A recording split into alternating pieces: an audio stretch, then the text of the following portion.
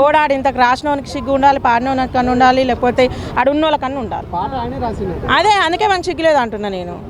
దేనికి పాడింది ఆ పాట? పనికిరాంది దేనికి పాడింది? ఏం అర్థం ఉంది ఆ పాటకి? ఏమన్నా అర్థం ఉందా? తల లేదు, తోకలేదు.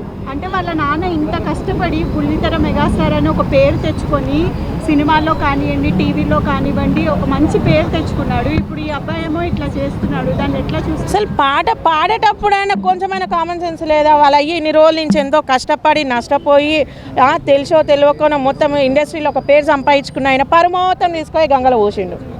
దేనికి మరి ఇట్లాంటి కొడుకు? మరి అన్న నన్ను ఎందుకు సపోర్ట్ చేస్తున్నాడో అర్థం కావట్లేదు. అన్న కూడా ఎందుకు సపోర్ట్ చేస్తాడు? ఏం పాట పాడుగాను ఏమన్నా పాటనేనా అది? దానివల్ల ఇప్పటికే సోషల్ మీడియా వల్ల ఆగమై చేస్తుర్రా నాయన అంటే మళ్ళీ వాళ్ళిద్దరం ఒకటి తీసుకొచ్చి పెట్టి. అంటే ఇప్పుడు ఒక జర్నలిస్ట్ని కూడా, ఒక సీనియర్ జర్నలిస్ట్, తన ఎక్స్పీరియన్స్ అంతా కూడా ఉండదు, తన ఏజ్, అలాంటిదే తనని కూడా నువ్వు సారీ చెప్పాలి, నా లాయర్స్ వచ్చి మాట్లాడతారు నీకు అంటే అంత అహంకారం. 24 గంటలు కాదు, 74 గంటలు ఇచ్చుకో, ఒక రోజు మొత్తం ఇచ్చుకో, లేకపోతే సంవత్సరం మొత్తం ఇచ్చుకో. నేనైతే జర్నలిస్ట్కే సపోర్ట్ చేస్తా. ఎందుకంటే ఆయన తప్పు మాట్లాడలేదు, తప్పు చేయలేదు. జర్నలిస్ట్గా మాట్లాడే హక్కు ఉంది. ఆ పాటకు ఏమన్నా అర్థం ఉందా మాకు చెప్పు.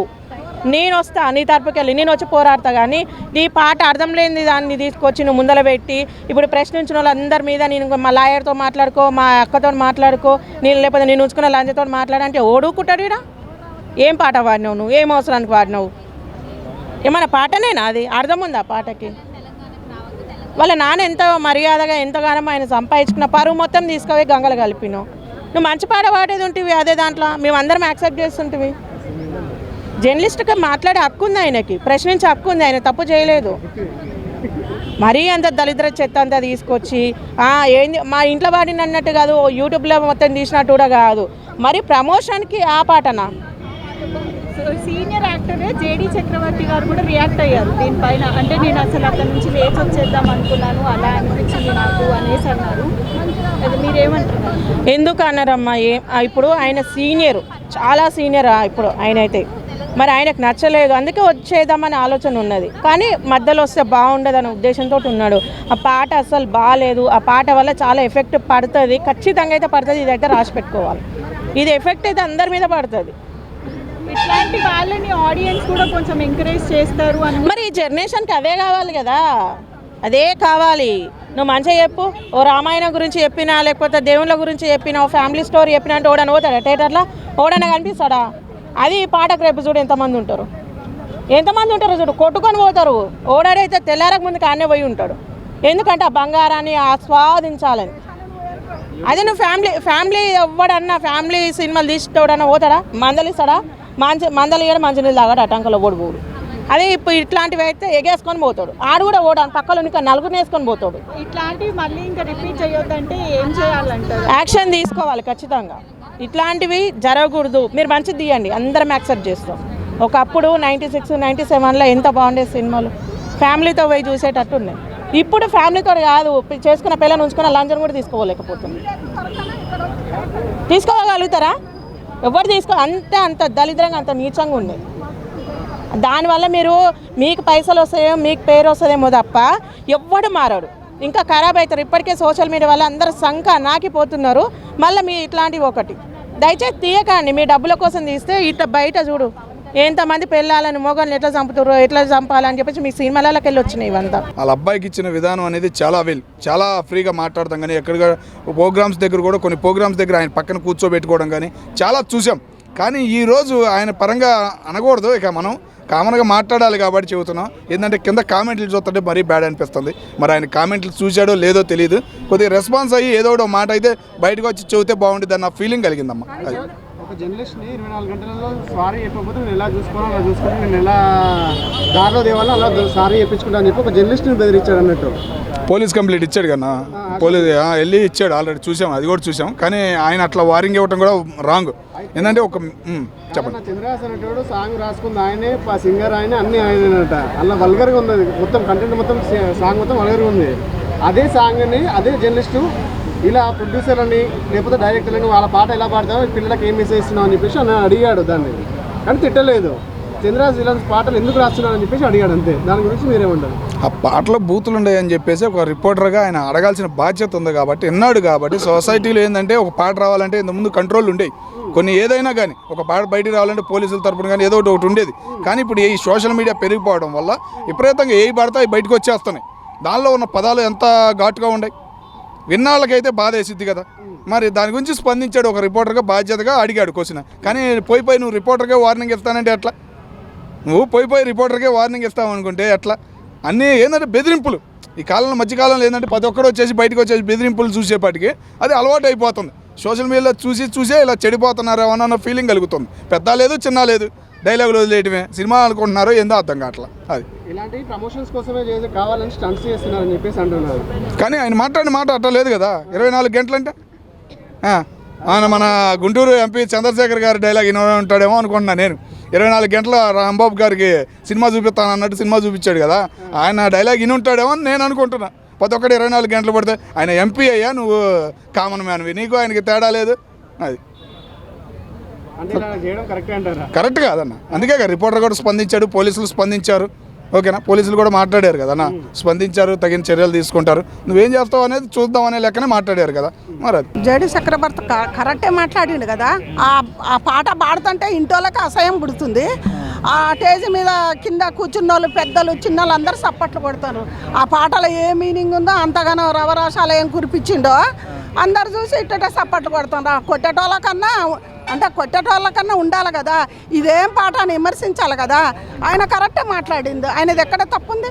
ఈ పాట పాడుతుంటే చూసేటోళ్ళకు, మగ పిల్లగాళ్ళు, ఆడపిల్లలకి ఎంత అసహ్యంగా ఉందండి. మరి ఆ పాట గురించి అడుగుతారు ఎవరైనా. ఇప్పుడు మేము విమర్శిస్తాను, మమ్మల్ని అనవను, ఆయనని అనవను. చెప్పండి. అండ్ అతను ఏమన్నాడంటే మళ్ళీ లైవ్లోకి వచ్చి నేను కొంచెం డిప్రెషన్లో ఉంటున్నా, దానివల్ల నేను అని చెప్పేసి అంటున్నాడు ఆ చంద్రహాస్ అనే గారు. నువ్వు ఇవాళ కనుక ఒక సినిమా తీసినావు, ఒక్క సినిమా తీసా నేను డిప్రెషన్లో ఉన్నారంటే ఏం మాట్లాడతాం? సమాజం ఏం మాట్లాడతారు? నీ వయసు వాళ్ళందరూ సినిమాలు తీస్తూనే ఉన్నారు. వాళ్ళ అయ్య ఎంత సీనియర్, వాళ్ళ డాడీ ఎంత సీనియర్. మరి వాళ్ళ నాన్న చెప్పొచ్చు కదా, ఈ పాట ఇది రాసిన. ఇప్పుడు అతను రాసిండు అనుకో, ఆయన అంత లైన్ చదువుతాడు కదా, చదివినప్పుడు ఈ పాట తప్పుగా ఉంది, ఈ పాట పాడకూడదు అని ముదగాలే చెప్పుకోవాలి. స్టేజ్ మీదకి వచ్చి వాళ్ళు సప్పట్లు కొట్టి సమాజంలో అంతా గలీదు ఈ పాట గురించి అసహ్యంగా మాట్లాడుకున్నదాకా అక్కడ దాకా ఎందుకు తెచ్చుకోవాలా? ఆ చక్రవర్తి గారు ఏం తప్పు మాట్లాడలేదు, ఆయనకు నచ్చలేదు గలీదు అన్నాడు. ఇప్పుడు ఒకవేళ అతడే ఏదన్నా తప్పు చేస్తే ఆయన నన్ను ఎవరు పంపిస్తారా? ఇప్పుడు శివాజీ గారు అన్నప్పుడు అందరు ఎందుకు అడిగినారు? అదే జేడి చక్రవర్తి కూడా చప్పట్లు కొట్టాడు కదా ఫంక్షన్కి వెళ్ళి. అందరు కొడతాంటే నేను కొట్టిన అంతే. ఆయన అప్పుడే ప్రశ్నించొచ్చు, అప్పుడే ఎమ్మట అడిగినట్టుంటే చాలా బాగుండేది. కానీ అప్పుడు ఎందుకు కొట్టిండో అర్థం కావట్లేదు. అప్పుడు అసలు కొట్టకూడదు. మేము చూసి అదే అనుకున్నాం, అరే వీళ్ళు ఆ పాటకి ఎంత ముద్దుగా సప్పట్లు కొడతాను ఎవరా చూసేటోళ్ళకే మాకే గలీదు అనిపించింది. మరి ముందు మీలాంటి ఊతులు చూస్తే ఆ పాట ఏంటి, ఆ పాట దానికి మీనింగ్ ఏం పెట్టిర్రు? అప్పట్లో పాటలు సుశీలమ్మ, జానకమ్మ అందరు ఇలాంటివేనా?